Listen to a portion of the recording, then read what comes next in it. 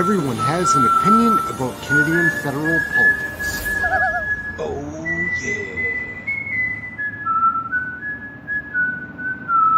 yeah. I think our leader, Trudeau, I don't think I've ever heard him say a true word. Oh, hello. Do you have a warrant to be here? Oh, yeah. It's time for a change in this country, my friends. A real change. Wiggle and squirm as you might, it is really hard to put lipstick on a pig. When I'm Prime Minister, I will keep my promises. WTF. Here. I know this place is where I am. No other place is better than. No matter where I go, I am proud to be Canadian. I am, you know I am. The world that works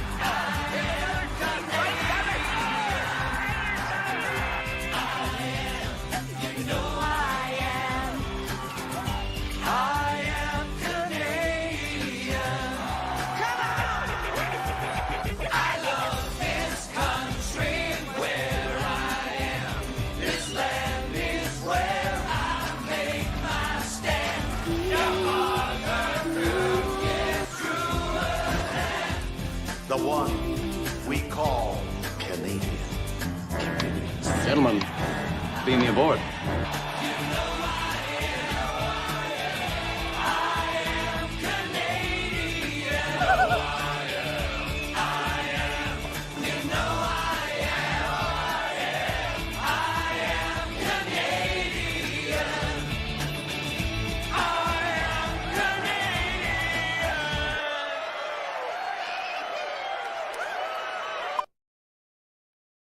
Hey gang, what's up? Just Ehren right here, Canadian Looney. How y'all doing? I'm a couple minutes behind. I've got one quick clip to show, and then we're jumping straight into question period. Let's go.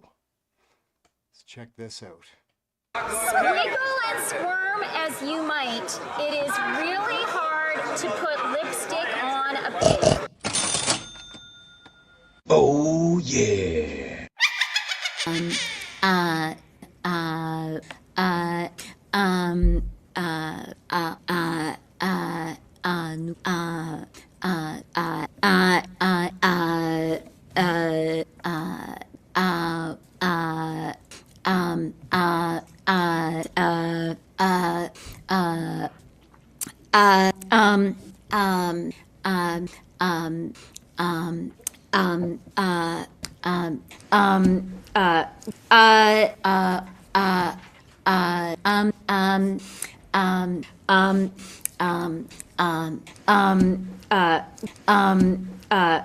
Smash the like and consider subscribing.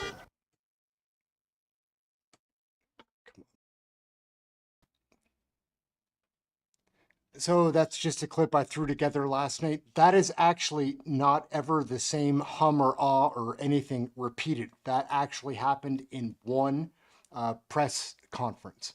Anyways, we'll jump straight into the show. It's good to see everybody. Before we kick off, we'll say hello to some people that are in the room. Good to see Annie G. Hope things went well this week. What's up? Arnold Schmidt, how you doing, man?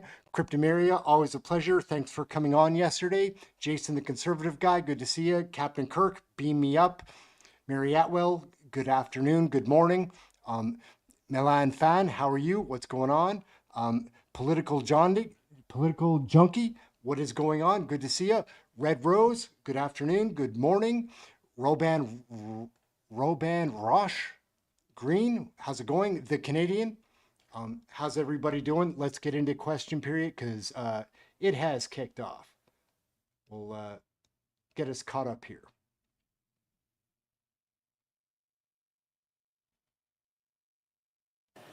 Monday is Remembrance Day, the day when we pause to remember those who served, those who continue to serve, those injured in body or the mind, and those who gave their lives in service to Canada. Canada was built on eternal foundational values, values that include freedom, democracy, the rule of law, pluralism, peace, and orderliness. Yet our way of life has often been threatened or attacked, and it has had to be defended by the force of arms from those who would deny us our cherished values. In Flanders Fields and the Somme, in Italy, on Juno Beach, the hills of Korea, on the Dew Line, in the air and on the seas, from Bosnia to Kandahar, to the war on ISIS, and today in Latvia, where brave Canadians lead a NATO battle group that gives reassurance to our allies. We that live in peace and in comfort owe you a sacred obligation of remembrance, lest we forget. The honourable member for Sackville, Preston, Chesapeake. Madam Speaker, I rise in the House today in recognition of Veteran Week. Over the past 9 years, our government has made the well-being of veterans and their families a top priority. We've invested over $11 billion to provide new and enhanced services for veterans. We have reduced wait time and improved quality. We have reduced veterans' homelessness in Canada. We have supported veterans facing mental health challenges and other service-related injuries and illnesses. We have ensured that the families and caregivers of veterans are taken care of.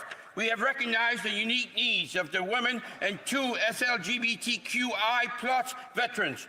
And we know there is much more to be done. By collaborating with veterans, other levels of government, non-for-profit, and other stakeholders, we can ensure that veterans can live with the dignity and the respect that they've earned and they deserve for their services to their dedication to our great country. Lest we forget, nous nous souviendrons. Bravo. Oral questions. Questions orales. The honourable member for Sturgeon River Parkland. Thank you, Madam Speaker. The Liberals' cap on Canada's prosperity is a threat to the livelihood of all Canadians. All Canadians benefit from the support of our oil and gas sector in terms of jobs, investment, royalties, taxes, and perhaps most importantly, our dollar. This production cap will mean fewer jobs, less investment, less taxes to fund hospitals and schools, and higher inflation on everything as our dollar collapses against the U.S. Meanwhile, more jobs for American energy and steelworkers. Will this Liberal government finally put aside its obsession with grinding our energy sector down, unleash Canada's energy superpower, and scrap the cap? The Honourable Parliamentary Secretary to the Minister of Environment and Climate Change. Thanks, Madam Speaker. Let's stick to the facts. Canada's overall emissions are the lowest that they've been since 1997. That's the year that Connor McDavid was born, and they're going down thanks to climate action undertaken by this Liberal government. The Alberta oil sands are by far the largest source of greenhouse gas emissions in Canada, and the Conservatives want to turn a blind eye to unlimited pollution in the oil sands. Madam Speaker, Alberta's far-right Premier Danielle Smith has spent $7 million on a misinformation campaign here in Ottawa to make polluting free again. That's $7 million that could have hired new teachers, new nurses, new doctors, but instead she's shilling for big oil and gas, and these Conservatives are helping her do it. Good answer. Good answer. The honourable member for Sturgeon River Parkland.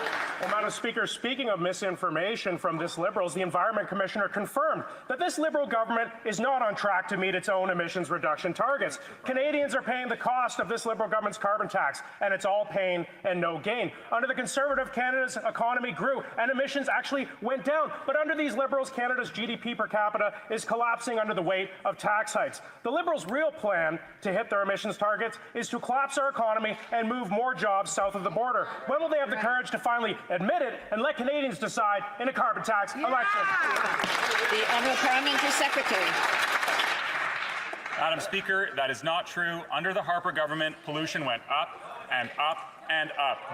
In million metric tons of greenhouse gas emissions, 716, 721, 738, 753. Madam Speaker, under this government, we've brought them down under 750 million metric tons after it was rising under the Harper government to an average of under 700 million metric tons over the past 3 years. Under Conservative government, emissions were projected to be 41% higher by 2030. Conservatives want to abandon our climate commitments to future generations and make polluting free again, and that's not okay. The honourable member for Sturgeon River Parkland.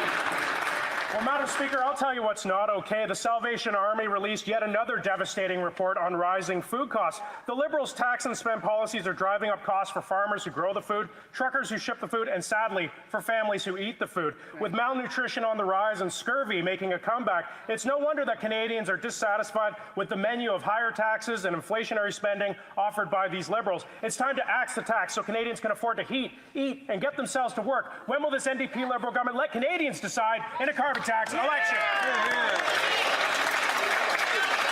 L'honorable secrétaire parlementaire, ministre des Familles, des Enfants et du Développement social. Thank you, Madam Speaker. We know that we are going through expensive times. This is exactly why we've made investment like the Canada Child Benefit.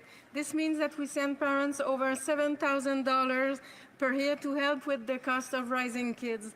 Parents, when the Conservative leader talks about cuts, he's saying that it will cut these checks and make your family worse off. Is this what families need? No, I don't think so. We fight for Canadians, and we are there when times are tough. The Honourable Member for Bellechasse-les-Échemins-Lévis. Madam Speaker, new StatsCan data confirms that this government has failed. Per capita GDP has gone down over 8 of the last 9 quarters. People's quality of life is going down, whereas in the U.S., growth has reached 2.8%, much better.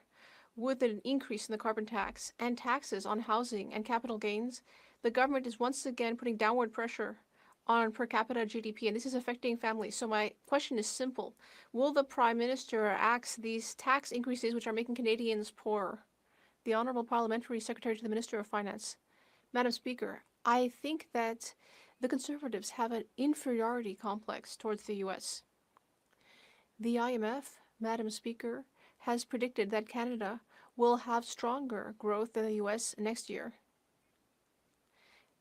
And this morning, StatsCan revealed that we have created 15,000 jobs in the month of October.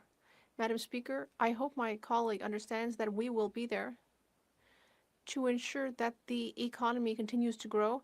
I am proud of being Canadian. Why aren't the Conservatives?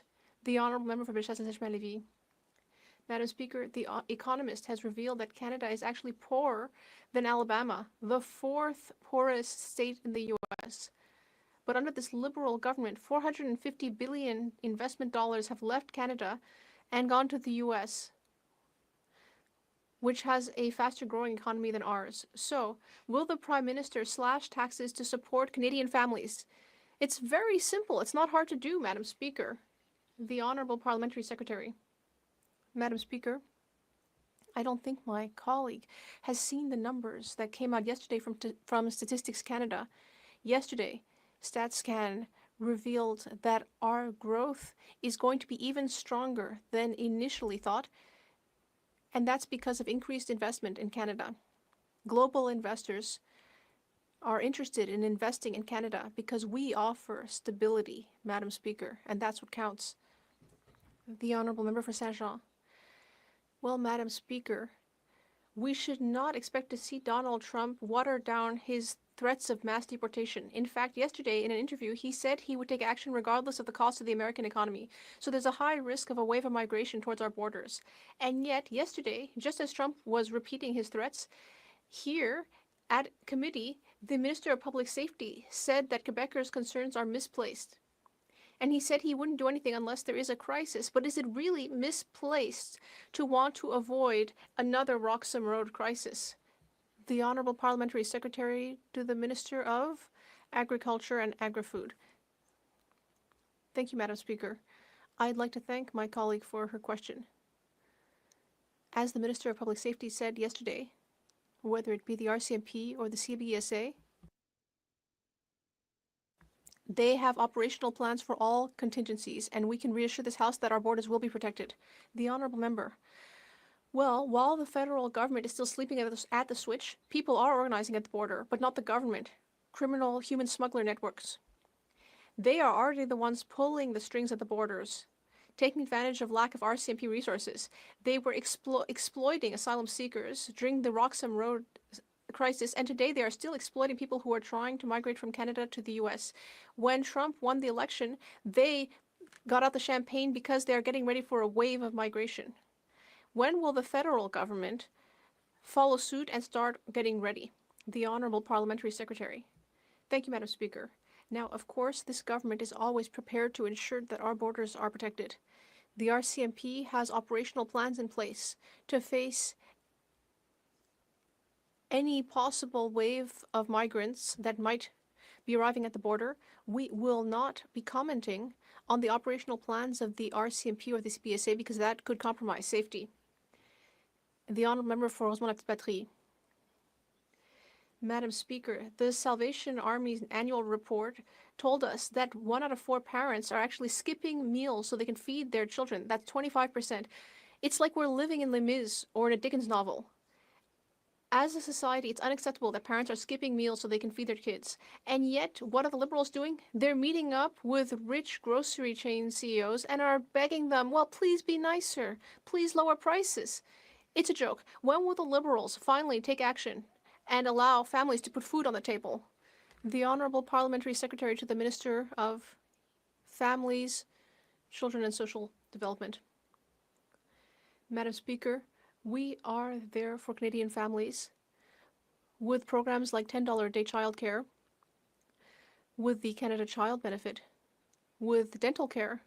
These are all programs that will help families keep more money in their pocket and to face these difficult times, to help them put food on the table and to support their children's needs. Cooper Kingsway. Madam Speaker, no one should go hungry in Canada. But the Salvation Army reports 1 in 4 parents are skipping meals to save money to feed their kids. Meanwhile, grocery CEOs are gouging Canadians and raking in record profits. While the Liberals do nothing, Conservatives will let families go hungry because CEOs fund their election campaigns. It's time to cap essential food prices so everyone can put food on the table. Will the Liberals take action or continue to stick by greedy grocery giants like the Conservatives? The Honourable Parliamentary Secretary to the Minister of Innovation, Science and Industry. Madam Speaker, our government provides hundreds of dollars a month tax-free to help families with the cost of raising a kid.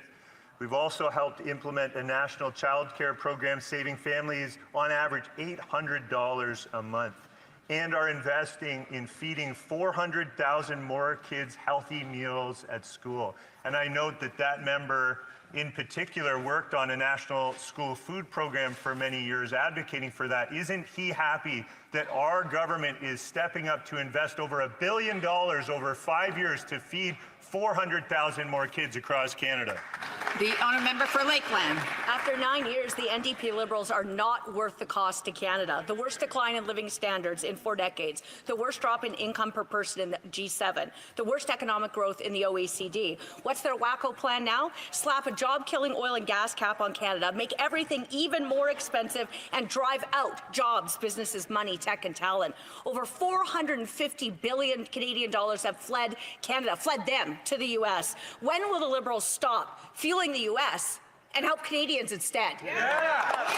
The Honourable Parliamentary Secretary to the Minister of Environment and Climate Change. Thanks very much, Madam Speaker. Let's talk about GDP per capita over time in Canada. Between 2006 and 2016, Canada's GDP per capita under Harper grew from $40,504 to $42,134. That's about $1,800 over 10 years. Under this Liberal government, it's grown from $42,000 a year to $53,372 in 2023. That's by more than $11,000. So Conservatives, you don't need to pull out your calculators. $11,000 is more than $1,800.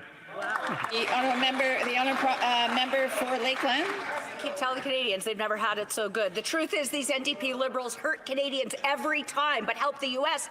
and hostile regimes. It's nuts since so many countries want Canada's energy. Ukraine, Germany, Poland, Japan, South Korea, Greece, and Latvia all ask for LNG, but these NDP Liberals say no. 1 million Canadians need powerful paychecks from oil and gas jobs, but 9 years of killed pipelines, energy tax hikes, and oil and gas cap sends jobs and monies to the U.S., Canada's top ally and competitor. Why do the NDP Liberals send Canada's jobs to the U.S. and make Canadian workers suffer? The Honourable Parliamentary Secretary. Thank you, Madam Speaker. We're working on the challenges that Canadians face with real solutions. At that time, inflation is down, interest rates are down, unemployment rates are down, and greenhouse gas pollution rates are down as well. And despite what these climate change denying Conservatives say, CO2 isn't plant food. That absurd Conservative claim that reducing our carbon emissions would somehow be bad for crop growth is straight up anti-science, disinformation, and climate denialism. Carbon dioxide is a greenhouse gas. We learned that in elementary school. The oil sands are Canada's largest source of industrial carbon emissions, and our pollution cap asks them to invest some of their astonishing $60 billion in profits in innovating and making sure that Canadians can afford green, affordable. The honourable member Calgary Centre. After 9 years, this NDP Liberal government has shown again they are not worth the cost. This week, the government announced a new policy, a cap on the Canadian economy. Since 2015, the United States has increased oil and gas production by 40%, much more than Canada. The world needs Canadian oil and gas. With the incoming U.S. administration promising to unleash American energy, this government has announced a cap on the economy, costing Canada 150,000 jobs. How can they justify this economic vandalism? Yeah. The Honourable Parliamentary Secretary to the Minister of Transport. Thank you, Madam Speaker. The pollution cap will ensure our energy sector can increase its production while decreasing its emissions. Countries around the world are looking at Canada for less polluting energy. If we want our energy to stay competitive, we must lower our emissions. The pollution cap will provide long-term competitiveness in Canadian energy, so we can keep being an energy superpower for the world. Under the do-nothing approach that the previous Conservative government approached, Canada's imports of foreign oil were 2 times higher. They failed to promote Canadian energy. Madam Speaker, I would be happy to offer the Conservative leader and his party a briefing on this climate change. The honourable member Calgary Centre. Well, let me quote Canada's destructive environment minister. Look around the world. No other oil and gas producer is doing what we're doing. And one could wonder why. Or why he ignored the warnings of the economic destruction his Canadian energy cap would cause when it offers no environmental benefit. Any reduction in Canada will automatically be met by other producers around the world. The minister's announcement is nothing but performative. Will the Prime Minister get serious about actual solutions and fire this environment minister? Yeah! L'honorable secrétaire parlementaire. Madam Speaker, it's no wonder that the Conservatives aren't talking about the economy today. It's because yesterday Statistics Canada raised their numbers. In fact, they revised growth in Canada upwards. And you know why? Madam Speaker, it's because business investment is streaming into Canada. Investors are looking to Canada because we offer stability and certainty, and that's translating into growth and into higher paychecks for Canadians. The honourable for Northumberland, Peterborough South. Madam Speaker, the Prime Minister was so excited about the new U.S. President that he sent him a gift. Thousands of Canadian jobs, millions of Canadian investment dollars. This Liberal government's carbon tax and failure to stand up for Canada has created an exodus of capital from Canada to the United States. This Prime Minister's policy has created a made-in-Canada per capita Canada GDP recession. While American workers are thriving, Canadians can barely afford food and rent. Will this Prime Minister stop sabotaging the Canadian economies and axe this self-imposed tariff? The Honourable Parliamentary Secretary to the Minister of Innovation, Science and Industry. Conservatives seem so intent, Madam Speaker, on talking down the Canadian economy. They don't seem to be able to recognize the positive signs of economic progress and recovery. Inflation is down to 1.6% in Canada. Our central bank has decreased interest rates 4 times. We've attracted over $50 billion in foreign direct investment, propelling us to #1 per capita in the G20. That's led to tens of thousands of good-paying jobs in this country. Jobs that are projected to grow in the clean economy to over 400,000 by 2030. Those are real opportunities that pay the bills, unlike Conservative cuts. The honourable member for Northumberland, Peterborough South. Madam Speaker, these Liberals keep telling Canadians at food banks they've never had it so good. Well, here's the facts. The Economist magazine says that Canada is now poorer than Alabama, the 4th poorest state in the United States. Further, over the past 5 years, America's economic growth has outstripped Canada's by nearly double. Simple question. When will Canadians get an opportunity to vote for common sense Conservatives so that we can turn their hurt into hope and restore the promise of Canada? The Honourable Government House Leader. Madam Speaker, we responded to the needs of Canadians. That's why we brought in programs like the Canada Child Benefit, because we know that Canadian families need extra help right now.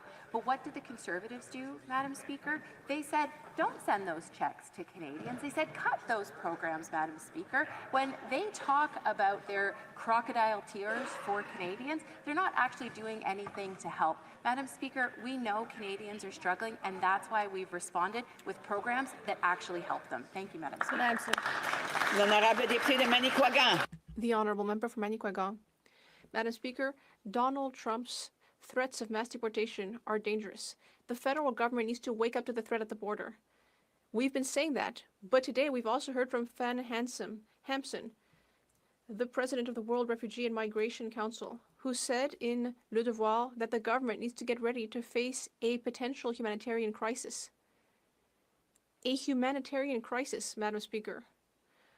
What is the government waiting for? There is going to be a potential humanitarian crisis. The government needs to wake up and increase its presence at the border. The Honourable Minister. Well, we need to calm down, Madam Speaker. The Bloc Québécois is constantly telling us about scenarios that are not currently in view. Our border services have a plan, and they will continue to have a plan to protect our borders. We will work with the American administration, regardless of the government in power. We will work with our U.S. partners. And the Bloc Québécois should stop trying to scare people. The Honourable Member. If the federal government doesn't do anything, dark days will be awaiting both asylum seekers and Quebecers. There may be a wave of people crossing the border illegally while being exploited by criminal groups, and they may have to wait under dangerous circumstances for 2 weeks before being able to request asylum, and then they'll discover that Quebec no longer has the capacity to offer services and that the provinces are refusing to help. This is a looming crisis. When will the federal government wake up and do something to prevent this? The Honourable Minister. Madam Speaker, not only do we have the necessary plans to secure our borders, but we are also working closely with the government of Quebec, of course. We have extended funding to ensure that we can accommodate and house and offer services to asylum seekers, some of the most vulnerable people in the world. The Bloc Québécois is constantly talking about immigration because they have discovered that it's something that can help them gain political favor. Député de Grande Prairie Mackenzie. Madam Speaker, last year the Liberals imposed a ban on military chaplains from reciting prayers at Remembrance Day. Chaplains, veterans, and Canadians immediately fought back, and the government relented, well, for a year. But the directive is back. These Liberals are imposing their ideological ban yet again. Remembrance Day is a time for reflection and healing and hope. And for many veterans, praying is part of that journey. Will the government end its attack on the vocation of chaplains and allow them the freedom to pray? Yeah. L'honorable secrétaire parlementaire du ministre de la Défense nationale. Madam Speaker, I want to take this opportunity first to thank our members and our veterans for their service and their sacrifice. But let's be absolutely clear. The Chaplain General issued this directive independently, and it does not ban prayer. Actually, the directive simply seeks to help our CAF chaplains make their public addresses more inclusive to reflect the spiritual diversity of Canadians and our CAF members, Madam President. L'honorable député de Grande Prairie Mackenzie. After relenting last year, Madam Speaker, the Liberal Minister of Defence promised, and I quote, chaplains are not and will not be banned from prayer on Remembrance Day, but that isn't true. They've now issued an even more draconian order saying that chaplains will be monitored and disciplinary measures will be imposed on those who say the word God or those who pray. Shame. This censorship is unthinkable. Will the government finally relent, end their attack on the work of chaplains, and allow them the freedom to pray? Yeah. The Honourable Parliamentary Secretary. Madame la Présidente, je prends... Madam Speaker, let me just once again take the opportunity to thank the members of the Armed Forces. St. Albert Edmonton to please calm down and to please wait. If he's not being recognized, he should not be speaking. L'honorable secrétaire. The Honourable Parliamentary Secretary can start over, please. Thank you, Madam Speaker. Let me just take the opportunity once more to thank members of the armed forces and our veterans. I'd like to thank them for their service and their sacrifice. Absolutely not true what this member is saying or alleging, and I feel this ashamed that they are proclaiming this. As we said, we have not banned prayer. We are looking out to reflect the diversity of our CAF, and this is a directive that comes from the Chaplain General. Merci, Madame la Présidente. The honourable member, order, order. I'm sure that the honourable members want to hear their own member's question. The honourable member for Durham. Madam Speaker, after 9 years, the Prime Minister has doubled the cost of housing and put an entire generation of Canadians through housing hell. Right. But who does he have any empathy for? His buddy from Bell Media, Tom Clark. The Prime Minister used $9 million of taxpayer money to purchase a luxury condo for Tom Clark in Manhattan, in a neighborhood called Billionaires Row. When will the NDP Liberals finally stop the abuse of taxpayer dollars and fire Tom Clark? Yeah. The Honourable Minister of Housing, Infrastructure and Communities. While the Conservative members of Parliament are focused on distractions, we're focused on delivering housing for Canadians who live in this country. Madam Speaker, we are currently in a debate with the Conservatives based on their big commitment to cut billions of dollars from housing directly to communities right across this country. We know on this side of the House that it takes investments to build housing so we can make it easier to build. We can make housing more affordable. What is the Conservative solution? Cut, cut, cut. Madam Speaker, we have a long history of Conservative cuts to housing. It's part of the reason we're facing a housing crisis today. We will make the investments necessary to deliver affordability to Canadians. Just want to remind members to please settle down a little bit, because I'm sure that the honourable member who's going to do a follow-up question wanted to hear the answer properly so that he can ask his question properly. The honourable member for Durham. Thank you, Madam Speaker. I did hear the Liberal minister's answer, and I do feel bad for the Liberal minister because he's out here selling a generation that he is part of, a bunch of policies from the Prime Minister that have failed our time. They have failed our people, and he's got a tough job ahead of him to even rationalize what is going on in this government. But let's be very clear. Tom Clark, the Prime Minister's buddy from Bell Media, said that the housing he had in Manhattan required immediate replacement. This government then went on to spend $9 million of taxpayer money to get him a condo in Billionaires Row. When will they stop abusing the tax?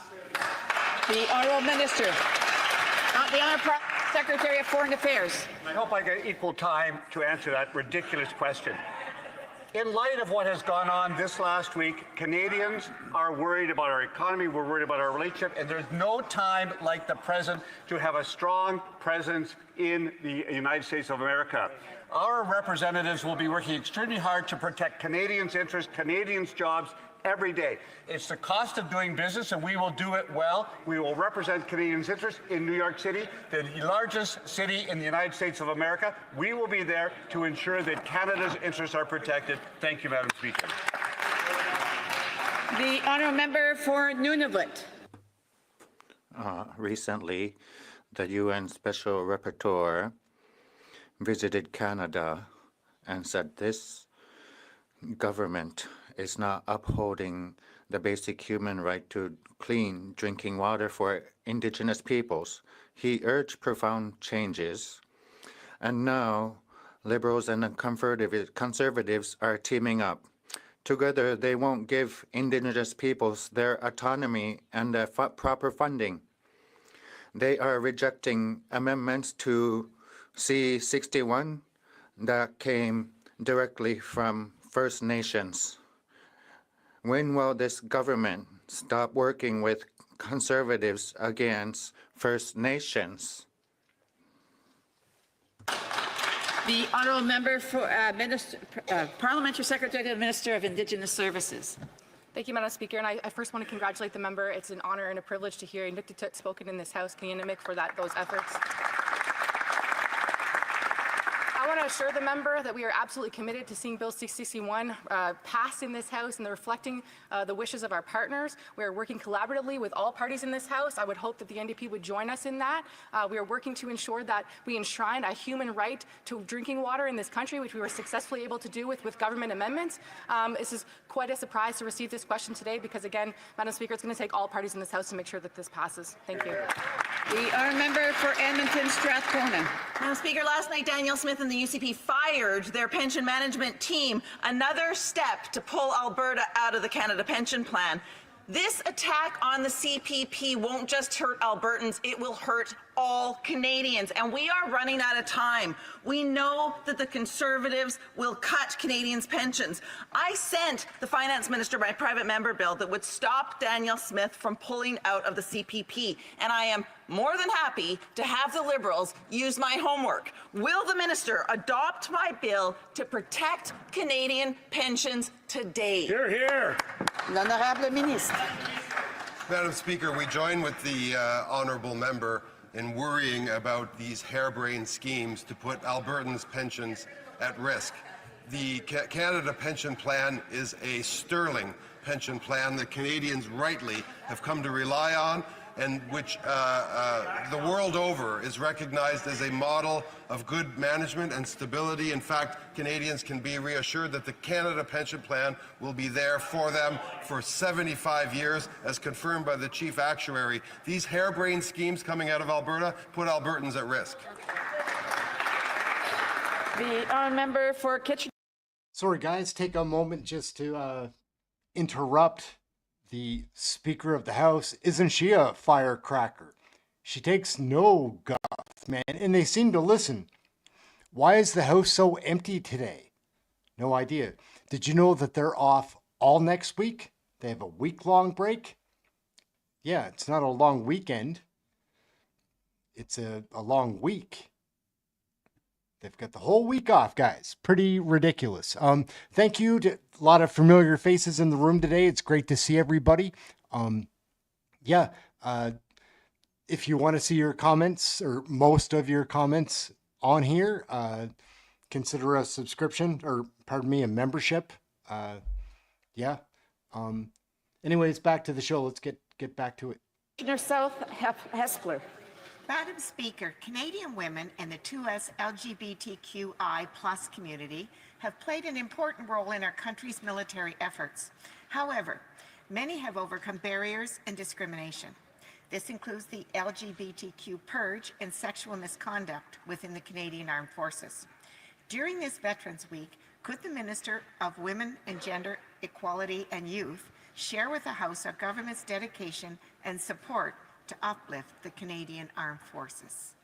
The Honourable Minister. Canadian women and 2S LGBTQI+ veterans have faced painful hurdles while serving. This includes the LGBT purge and sexual misconduct within the culture of the armed forces. Canadian military personnel and veterans deserve to be treated with the utmost respect. That's why our government introduced military culture change legislation and a 2S LGBTQI+ national monument that acknowledges that discrimination. We thank these heroes for their service and never forget what they sacrificed to keep our country safe. The honourable member for Haliburton, Kawartha Lakes Brock. Speaker, after 9 years, the NDP Liberals are not worth the cost or the corruption. Yesterday, we learned that Global Health Imports, a company co-owned by the Employment Minister, bid on federal contracts while claiming to be wholly Indigenous owned. However, the minister has so far refused to present documents supporting his company's statement. No wonder GHI has at least 8 criminal court cases against them. Will the minister produce the documents or admit he lied and resign? Yeah. The Honourable Parliamentary Secretary to the Minister of Public Services and Procurement. Madam Speaker, the company in question has never received contracts as an Indigenous business and has never been listed on the Indigenous Business Directory. However, unlike the Conservatives, we will continue to work and partner with Indigenous people so that they have economic reconciliation. Member for Haliburton, Kawartha Lakes Brock. Speaker, the point is that the Employment Minister's company that he co-owned checked the box claiming to be Indigenous owned.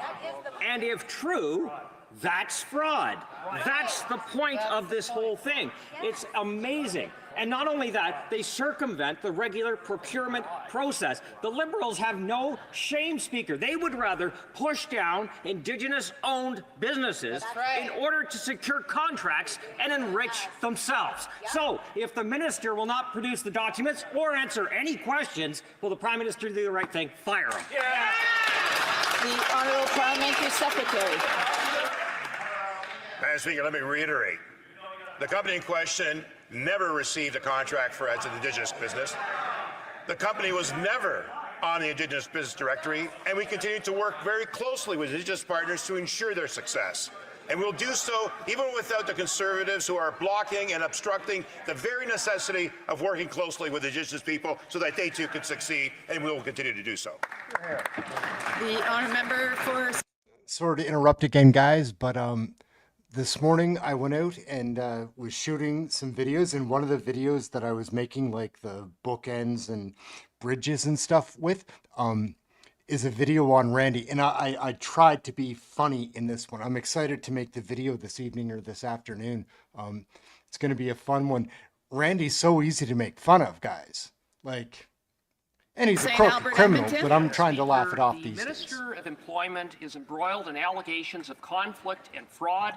And yesterday it was revealed that the minister falsely represented that his business is wholly Indigenous owned in an effort to secure millions of dollars in federal contracts. This is disgusting cultural appropriation and outright fraud. So in the face of that, why is he still in cabinet? The Honourable Parliamentary Secretary to the Minister of Indigenous Services. Madam Speaker, once again, the company has never been listed on the Indigenous Business Directory, has never received a contract for that procurement strategy for Indigenous businesses that's meant to uplift Indigenous entrepreneurs. Our focus is building up Indigenous businesses through this procurement program, and it's all about economic reconciliation. Order, order. The honourable member for St. Albert, Edmonton. Madam Speaker, the point is that the minister lied. Let's look at the facts. The minister tried to scam taxpayers by stealing millions of dollars in government contracts from legitimately owned Indigenous businesses. The minister is a fraud. He is a disgrace. He needs to go, and he needs to go now. Why was the Prime Minister fired? Let's go, Michael. The honourable member knows full well that quite a few of the words that he used were not acceptable when addressing Parliament. So I would just ask members to please refrain from using those words to attack individuals. The honourable member for the Honourable Parliamentary Secretary for the Minister of Indigenous Services. Madam Speaker, once again, the company was never listed on the Indigenous Business Directory and never received a contract. But while we're talking about Indigenous Business Directory, I'd like to highlight that since we announced that 5% target, we've seen a surge in Indigenous entrepreneurs' interest and investment in that program. Conservatives were aimless. They didn't set targets, and it showed. Only 1% of contracts were going towards Indigenous businesses. The Conservatives' hidden agenda here is obvious, Madam Speaker, and on this issue, they're being disingenuous. Order. The honourable member for Pierre Boucher, les Patriotes Verchères. Senators Peter Boehm and Peter Harder just stabbed farmers in the back.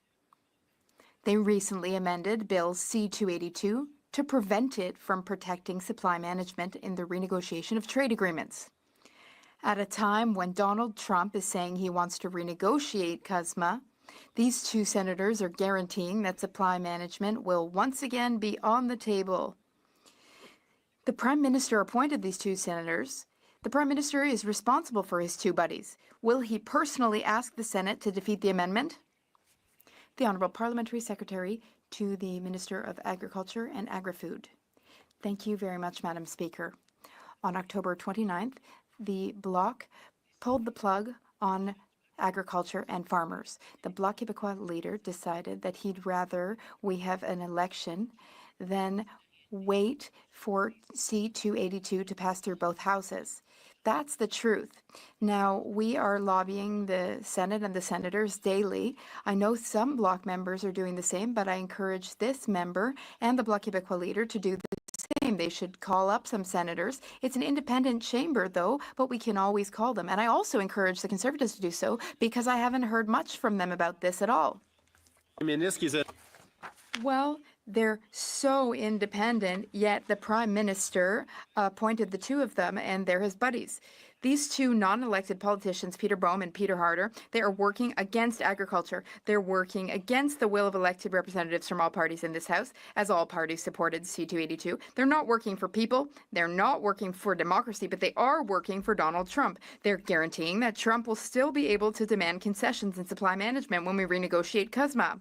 Say, isn't there a word to describe people who work against their country's democracy, against their country's interests, for the interests of another country? The Honourable Parliamentary Secretary.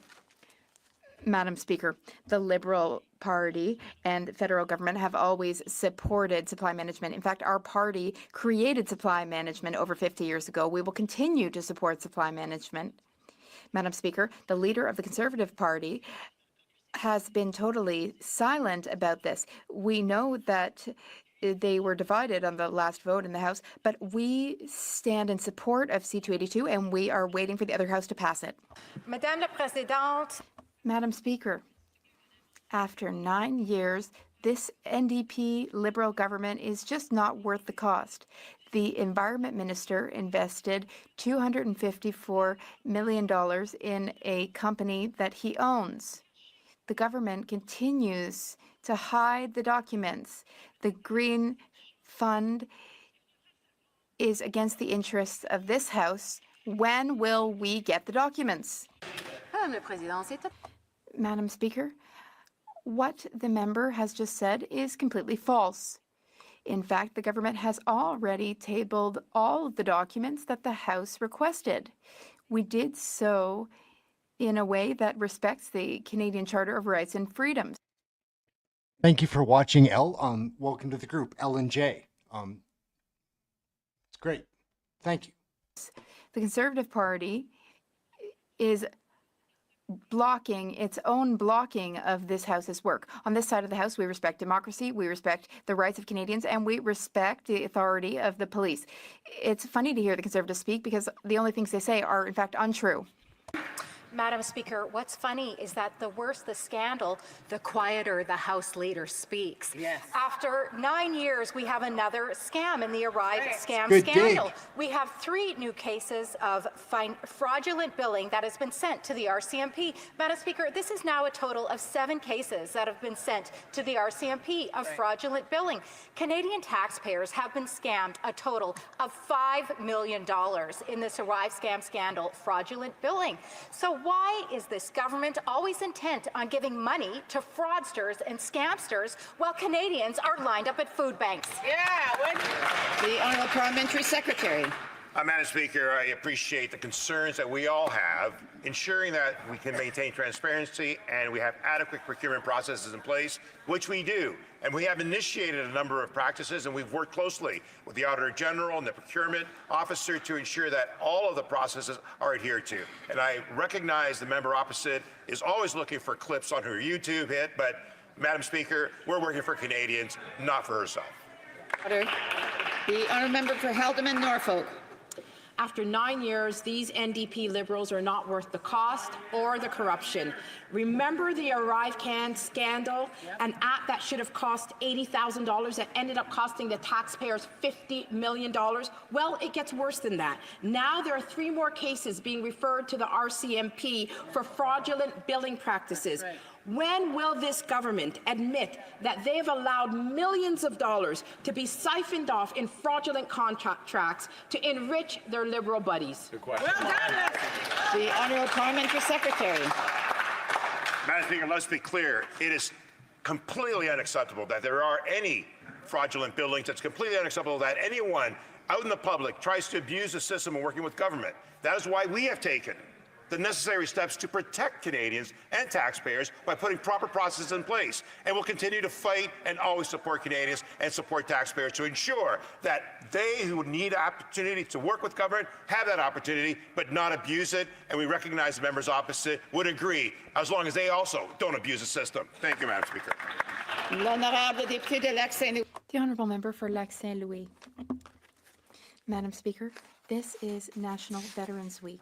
This is an important time for Canadians, including those in my riding, to reflect on the work of members of the Canadian Armed Forces and to commemorate veterans' service. We know that the well-being of our forces during and after their service is the key to their success. Can the Parliamentary Secretary to the Minister of National Defence explain to the House what our government is doing to support our Canadian Armed Forces and our veterans? The Honourable Parliamentary Secretary. Thank you, Madam Speaker. Madam Speaker, our government has been very clear that our veterans and active service members deserve better than conservative cuts and office closures. This week, we announced over $11 million to support the Veterans Wellbeing Fund. Madam Speaker, we will always stand up for our serving members and veterans. Today and every day, we thank them for their service. We will remember. Barry Springwater or Romadonte. After 9 years, the NDP Liberals are not worth the crime. Canadians recently learned that Paul Bernardo, the vile serial killer and rapist, is scheduled for his third parole hearing later this month. This comes after the Liberal government allowed him to be transferred to a medium security prison. These parole hearings are deeply re-traumatizing to the French and Mahaffey families who need to travel far away from their homes to provide victim impact statements every 2 years, despite the fact that this monster is serving an indeterminate sentence.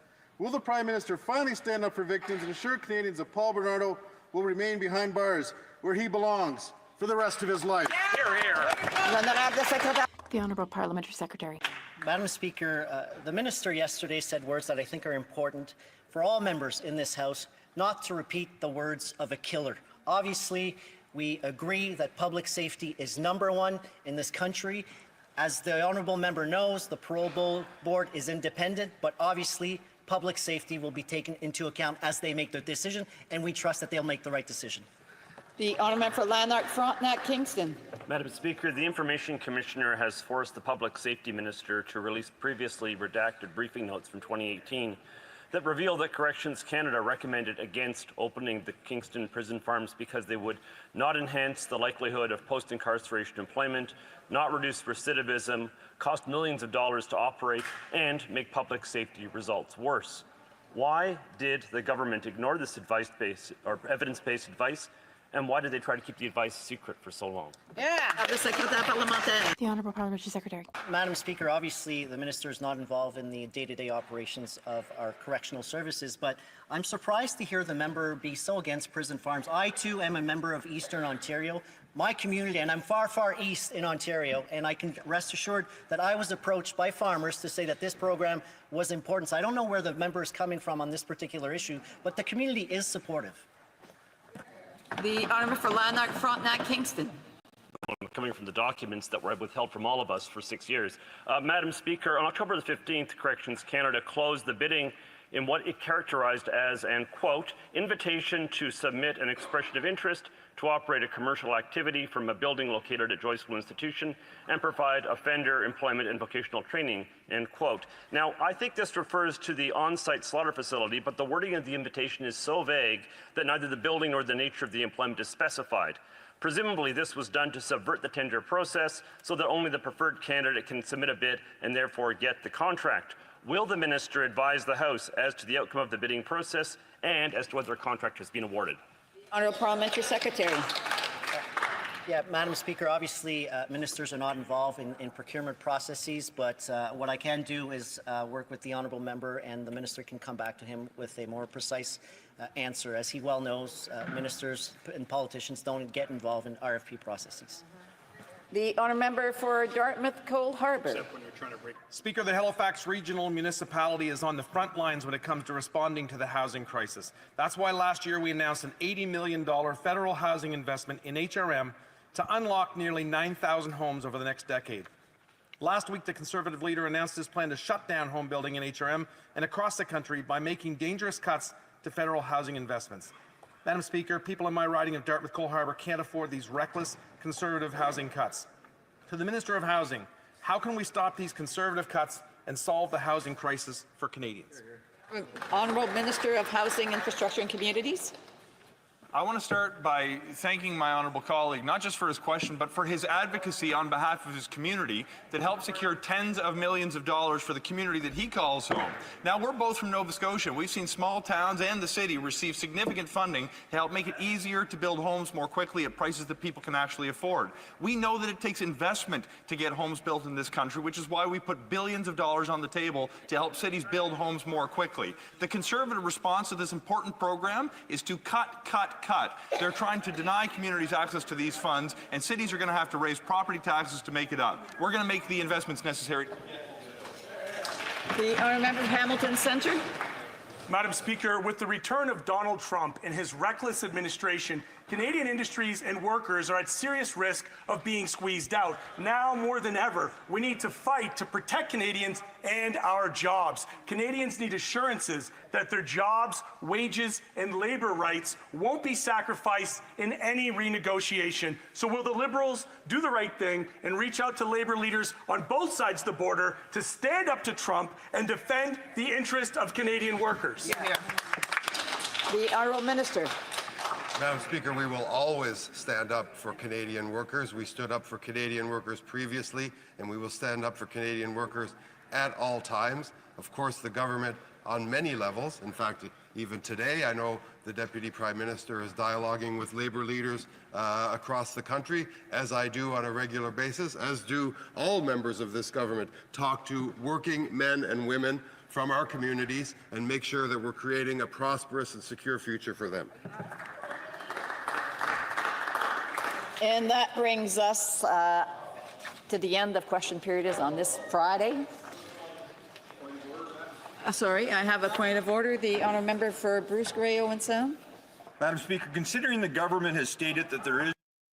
Oh, well, they pulled the plug on that one. So that's over, guys. I was out this morning shooting for a whole bunch of videos, actually. I shot intros and extras and bridges and everything for 3 different videos. And I was just trying to have fun and be, because again, what's going on here is sinister. No doubt about that. It's sort of become my job now to watch this stuff and show Canadians what I'm seeing. And over the last month or so, it started getting to me because it is sinister. But here, in this area, in our chat room, in our community, in our group on this channel, we're going to try to make it still a little bit funny because, I mean, laugh or cry, man. Pick your poison. Oh, forgot to have my poppy on, guys. It was just hidden behind the mic. Yeah. So I've got this new software and I just tried one trick. So if you guys don't mind hanging out for another second, what I'm going to try to do is, oh, what are we doing, Ehren? Come on, man. Yeah, so what I'm going to try to do is just show a video from my hard drive. And again, this is a video that maybe you've seen already, and I'm sorry for that. I just need to see if this is going. I don't want to have to set up a live to find out. Here, we'll use this. Just curious to see if this is going to work. It's very short. From StatsCan confirms a made-in-Canada GDP recession. Over 8 of the last 9 quarters per capita GDP is in decline. To put that in practical terms, Mr. Speaker, the average American now earns $20,000 more than the average Canadian. The root cause is the Prime Minister's tax hikes. When will the Prime Minister axe the tax hikes that are making Canadians poorer? Great question. Exactly. Canadians land should be cheering. This is the land of possibility, of opportunities. We have attracted record level of investment, Mr. Speaker, in this country. Just talk to the CEO of Honda, of Volkswagen, of Dow Chemical, of Nordvolt. People are investing in this country because they believe in our workers. We have the best workers in the world. We have the critical minerals. We have the energy. We have the access to market. We have what we need to win in the 21st century. Smash the like and consider subscribing. So I guess that works. I'm gonna try one more video, guys, just to see if didn't want that. What I want to do. I'm sorry, gang. Yeah, Ehren Canadian Looney. Like, subscribe, share, get notified. We try to have a fun time. If you'd like to see your messages, post it up there like L and J's are. And I'll slip some other funny comments in, and I have some friends on here that aren't members. I'll try to slip them on when I can, but the priority is going to be for the members. I think a membership's $1, maybe $2. So you can check that out and try to be more interactive with the members. It's tough because I got buddies on here that aren't. And anyways, I'll just rip that Band-Aid off as I'm going to. Let us see. Classic liberal way. Oh, we're losing, so let's talk about abortion. And the last thing I need, Madam Chair, through you, is some liberal man to tell me about my right to choose. What we are here to do is to point out the justice failures of this government. And this is the reality that they have. Point of order. And so they laugh. Point of order.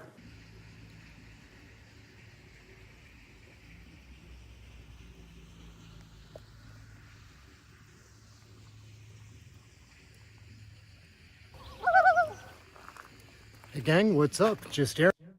Thank you, Jason, the conservative guy. That's amazing. Very much appreciate it. Wonderful. Thank you and welcome. And right here, Canadian Looney, right down on the waterfront. Tide's, well, tide isn't all the way out, but you can tell by smelling. It's quite far out there. So yeah, Ehren, Canadian Looney. Like, subscribe, share, get notified. We're going to get rained on here. But we've got a super interesting committee video. You saw in the introduction, it gets pretty heated. Well, it certainly does. We've got Larry Brock, Michelle Ferrari, two of my favorites, battling these crooked liberals. They're disgusting. The chair of this committee, Lena Diab, this old bag from West Halifax. I don't know if she has some kind of disorder, but she is twitchy as hell. Incompetent out there. It's a mess. Anyways, Larry Brock, Michelle Ferrari are battling some of the worst liberal backbenchers that they have. Everyone has an opinion about Canadian federal politics. Oh, yeah. Ms. Ferrari. Thank you, Madam Chair. You know, I think what's happening here today for folks watching is, you know, an unfolding of what we see repeatedly since my time being elected, but I'm sure since longer than I've been here.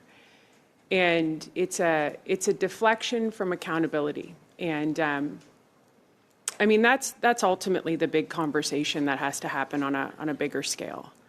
And you know, it's kind of ironic, right, that you have Mr. Maloney, who sits on this committee, and he writes a tweet that says, you know, is the leader gagging you? And it is no secret to the public that there are 24 Liberal MPs who have signed a letter asking for the resignation of the Prime Minister. And this is the tie-in to this when we're talking about this motion is that it is a lack of accountability and deflection across all fronts. And that comes from the top down. And, you know, that is what we see repeatedly over and over again. I want to point out when we're looking at anti-Semitism, and, you know, I look at Mr. Housefather, who has stood up as a Liberal MP trying to fight this against a caucus that has blatantly insulted him. quite frankly.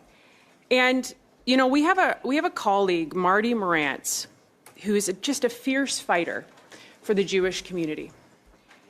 There is data that reveals anti-Semitic hate crimes are up 400%.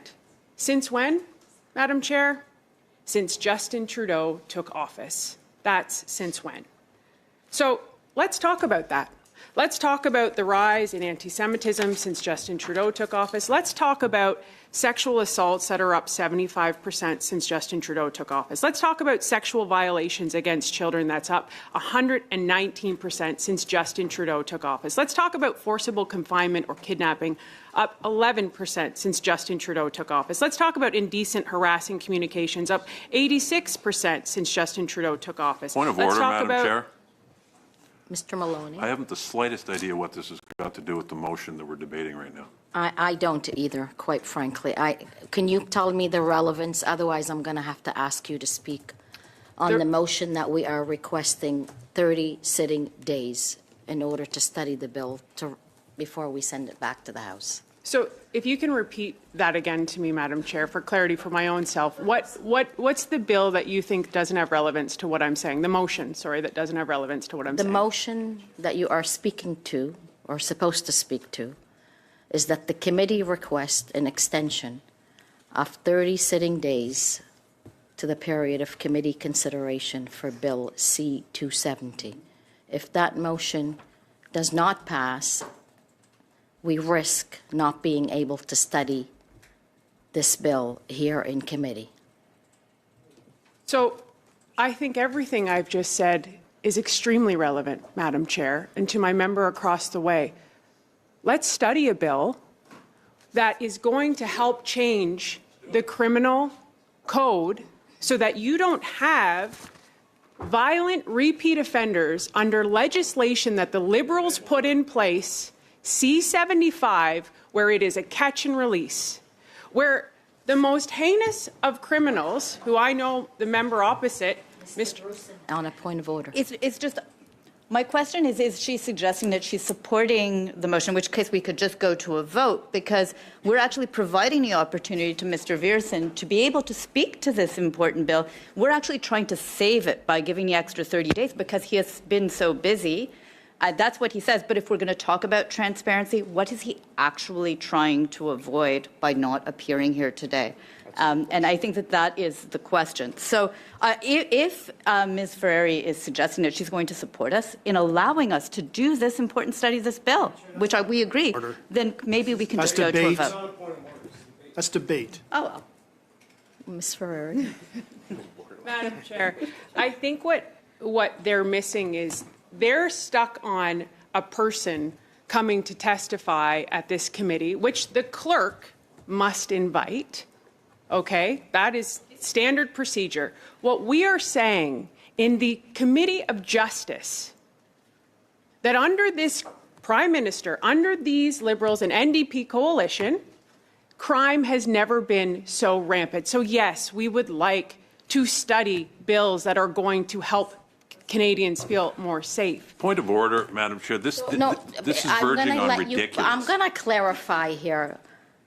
I've already said, and I will say it again, the sponsor of the bill, this is not a member, this is not a witness from the outside.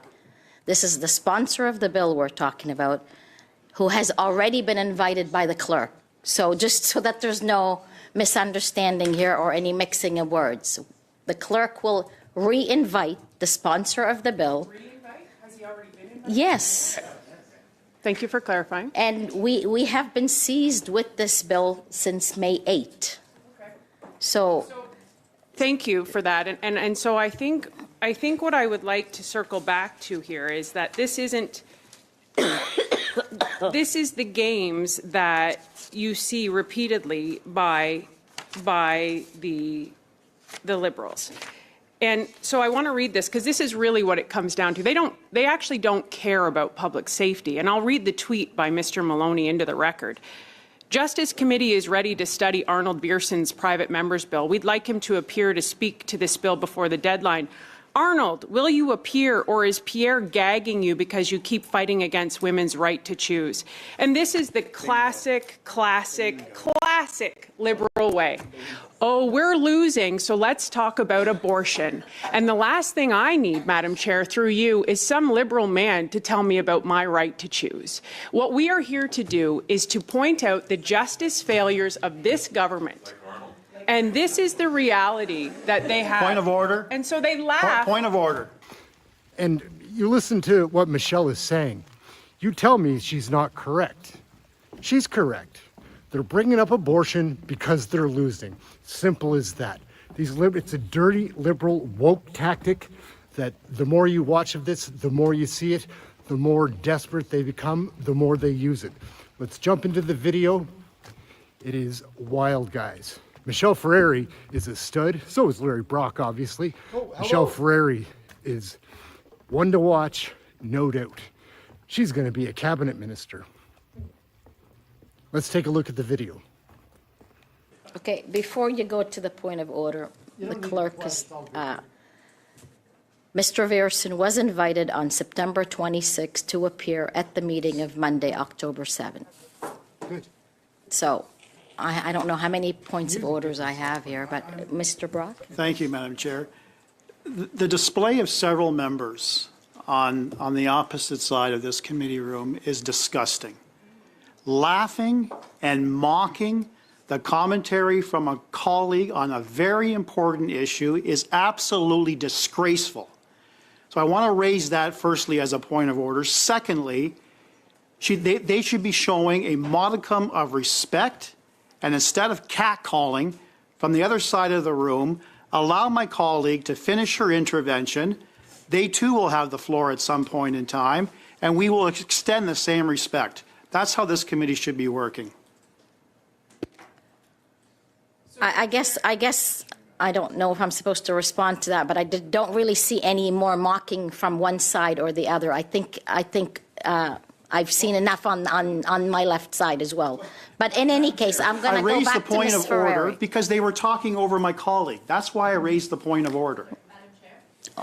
Mr. Bruson? If I may say, I was actually just agreeing with Ms. Ferrari that I don't want a man like Mr. Viersen deciding my right to choose. So I was actually showing support. Okay. Ms. Ferrari, please. So what I was saying at the beginning, where, you know, obviously the Liberals want to interrupt me. I get it. They don't want to hear this. They don't want this public. They don't want the record of their Prime Minister, which, quite frankly, most of them don't support. All you have to do is go to question period and see the empty benches and see what's happening.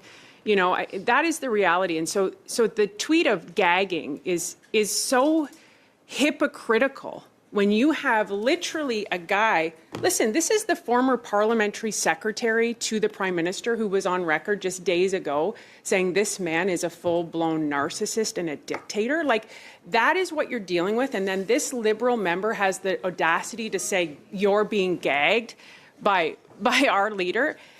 I want to talk about the bill at hand because this comes back to the public safety crisis that's been created in this country underneath the Liberal and NDP. So the bill is the enactment amends the criminal code to prohibit a person from making, distributing, or advertising pornographic material for commercial purposes without having first ascertained that at the time the material was made, each person whose image is depicted in the material was 18 years of age or older and gave their express consent to their image being depicted. And, you know, that comes back to everybody says, what's the relevance of what you're talking about? This is the Justice Committee, and the stats, just go outside. This is what I can't stress enough, Madam Chair. So, you know, they've made their position clear of what they're trying to stop here, and it has nothing to do with justice being served in this country. It has nothing to do with the public safety crisis that has happened under the watch of Justin Trudeau and his incompetent ministers. That is the reality of what we're saying. Trafficking in persons is up 84%. And there is a direct link to all of this and young men being exposed to pornography. So of course we want to study this. So I'm going to come back to the anti-Semitism that my colleague, Mr. Brock, has put forward to in a dilatory motion, that we get back to studying this, because clearly the Liberals have no interest in actually delving into the justice that has been just destroyed in this country and the public safety that's been destroyed. And I want to reiterate again, and I hope that we could have the support of the folks across the way, because what we've seen is we've had 2 studies happening in this committee on Islamophobia and anti-Semitism, and clearly these members of Parliament, much like the Liberal whole caucus, are not talking to each other. And again, I will read this into the record. Data reveals anti-Semitic hate crimes are up 400% after 9 years of Justin Trudeau. 2/3 of all hate crimes are against Jews in Canada. When will Justin Trudeau finally take anti-Semitism seriously? And that is a direct tweet from my friend and colleague and fierce Jewish advocate, Marty Morantz. And so that is what we would ask here today for the dilatory motion of that to get to it. And one final piece I want to leave this, because I know I have a lot of victims and survivors watching at home. Mr. Maloney wrote a tweet. And he said, "My heart is with all the victims who are going through unimaginable pain. It is disgusting to see their tragedy used to score political points. We all need to work with law enforcement to prevent these crimes and support victims. This has nothing to do with Liberal policy." Well, Mr. Maloney, I'm not sure how long you've been here, but every single thing has to do with policy. That is the law, and that is politics. And these politics and these policies, as you've heard directly from survivors, are killing women, children, and innocent people on the street. So for you to say this has nothing to do with Liberal policy through you, Madam Chair, shameful, shameful.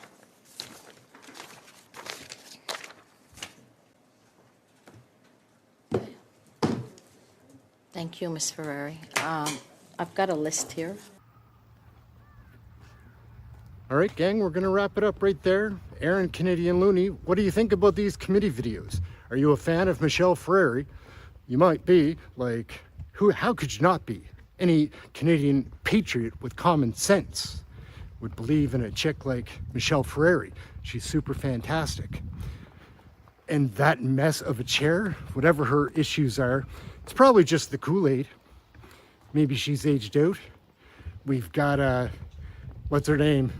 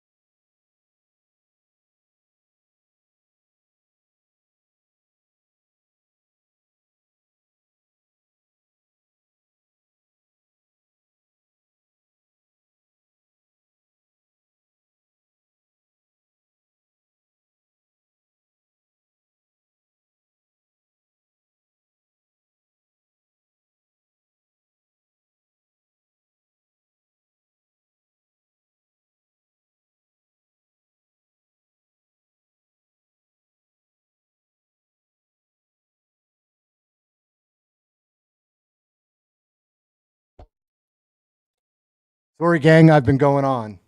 Sorry for that. Sorry for that. Somebody came in the house when I was...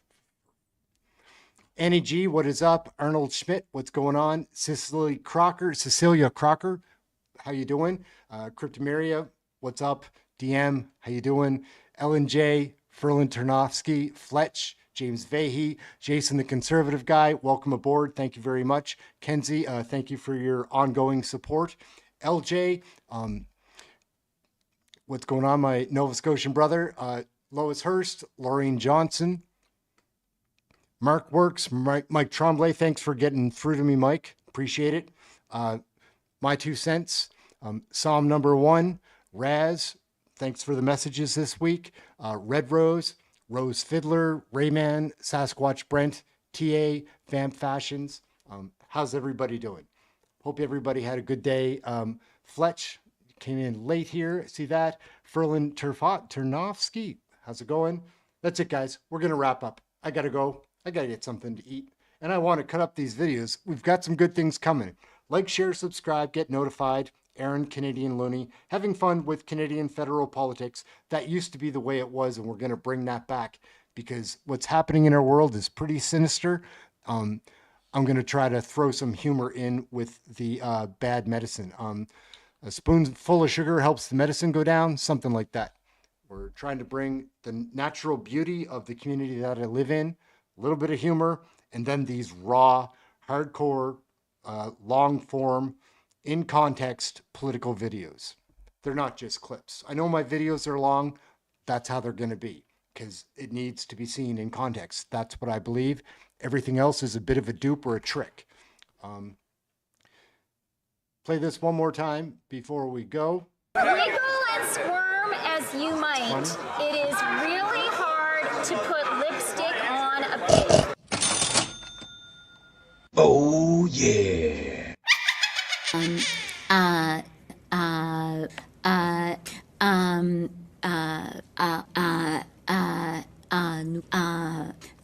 I made this last night. I swear to God, none of these are repeated. They're all cuts that I took out of the timeline. She was talking for 35 minutes, and I cut it up into this.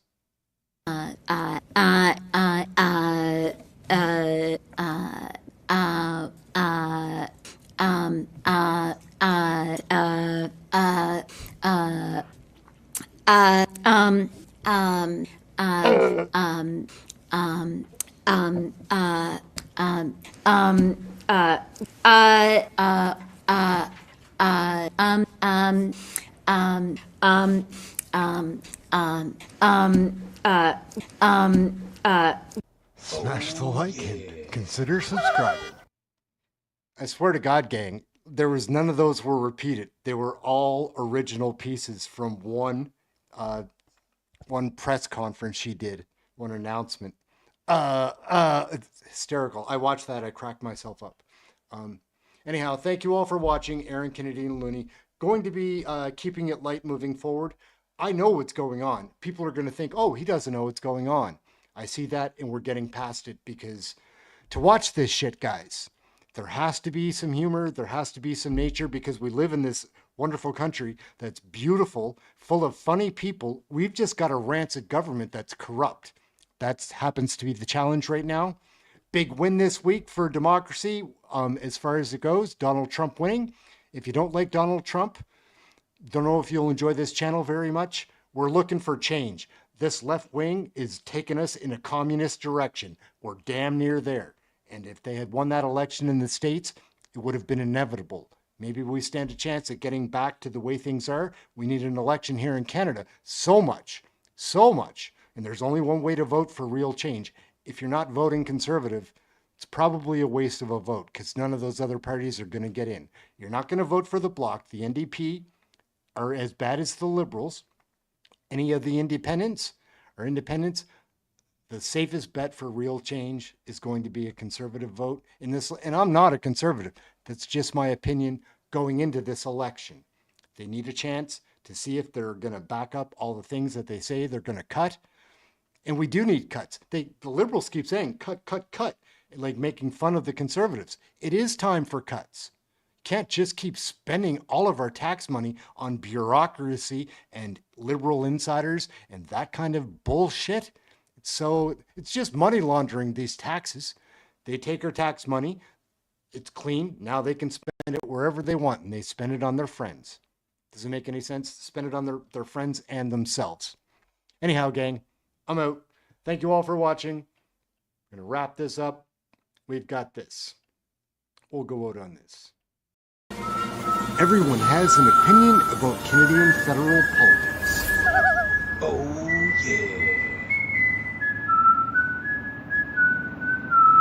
yeah. I think our leader, Trudeau, I don't think I've ever heard him say a true word. Oh, hello. Do you have a warrant to be here? Oh, yeah. It's time for a change in this country, my friends. A real change. Wiggle and squirm as you might, it is really hard to put lipstick on a pig. When I'm Prime Minister, I will keep my promises. WTF. Here. I know this place is where I am. No other place is better than. No matter where I go, I am proud to be Canadian. I am, you know I am. The world that works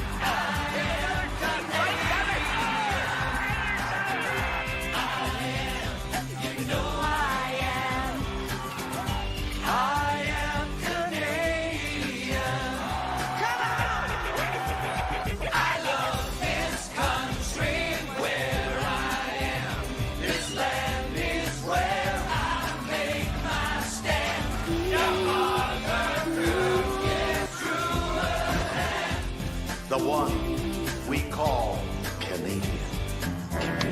Gentlemen, beam me aboard. You know